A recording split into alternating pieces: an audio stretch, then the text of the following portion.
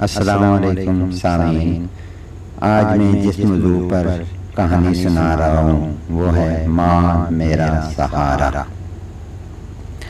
جادو ٹونا اور تعویذ وغیرہ جیسی چیزیں ہمارے معاشرے میں ایک ناسور بنتی جا رہی ہیں۔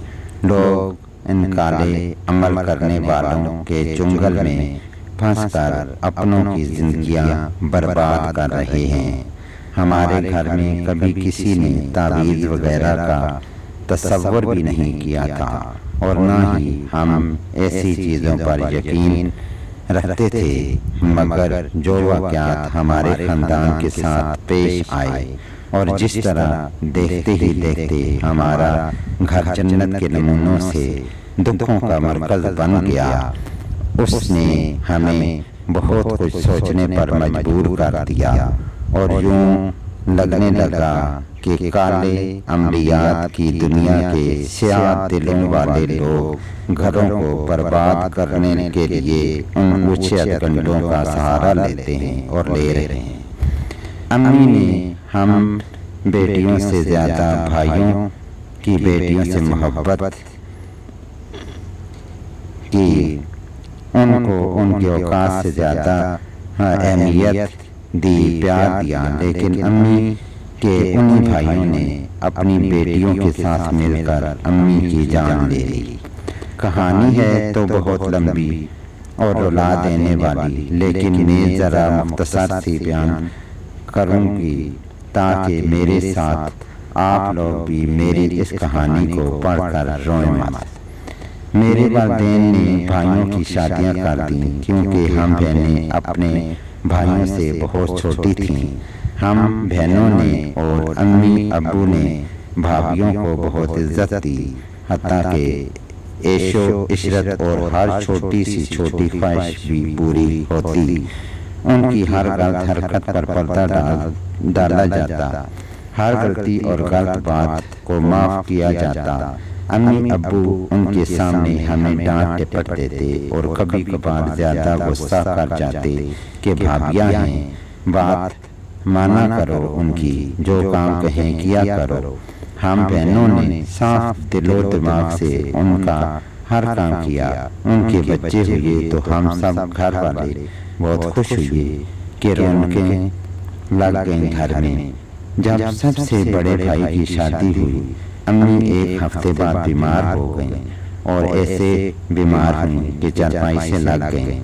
ہمیں تو پتہ نہیں تھا کہ یہ تعویذ دھاگا جادو ٹونا ہوتا کیا ہے۔ جب محلے کے لوگ ہمارے گھر امی کا حال پوچھنے آتے تو یہی کہتے تعویذ ہوئے ہیں بہن پر، لیکن ہم نے پھر بھی یقین نہ کیا کہ ہم ان چیزوں سے آشنا ہی نہیں تھے۔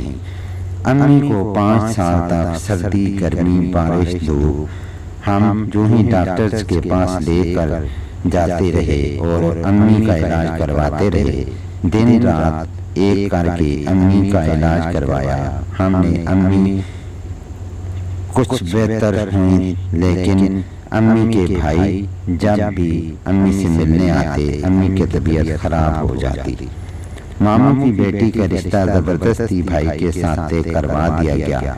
ماموں نے امی کو ایسا کچھ کیا کہ امی جو تھوڑا بہت چلنے پھرنے کے قابل ہوئی تھیں، پھر چارپائی کی ہو کر رہ گئیں۔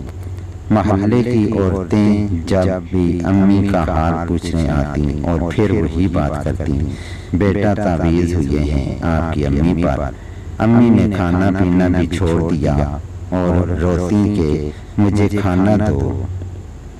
امی کو صرف دلیا دیتے، ان کے علاوہ کچھ نہیں۔ امی کی بیماری کا سفر ایسے ہی چلتا رہا۔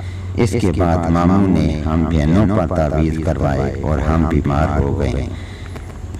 خیر، ہماری بیماری کا سفر بھی ایسے ہی چلتا رہا اور اب تک چل رہا ہے۔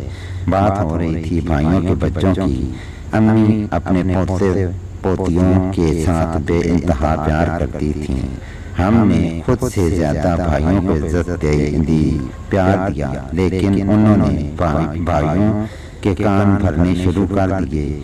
گھر میں جو چیز آتی ہمیں نہ دی جاتی، حالانکہ گھر میں جو چیز بھی آتی ان کو ان کے بچوں کو زیادہ اور سب سے پہلے دی جاتی۔ بس پھر بھائی شروع ہو جاتے ہم سے لڑنے اور اپنے حق لینے۔ امی کی طبیعت خراب ہو جاتی اور ڈاکٹر کے پاس لے کر جانا پڑتا۔ امی ہمیں چپ رہنے کی کہتی۔ ہم نے تقریباً امی کی بات کو 10 سال تک پلے سے باندھ رکھا کہ چپ رہنا ہے، صبر کرنا ہے، لیکن بھائیوں نے پورا گھر سر پر اٹھائے رکھا۔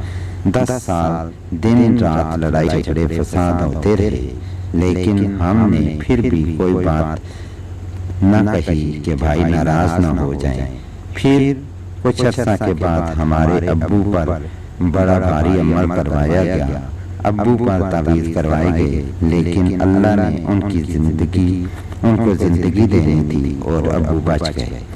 تاہم ایسے ہی تعویذ چاچو اور چاچی پر بھی کروائے گئے۔ چاچو تو جان سے گئے، جبکہ چاچی کو معذوری کا سامنا کرنا پڑا اور وہ آج کل لاہور کے ایک ہسپتال میں ایڈمٹ ہیں۔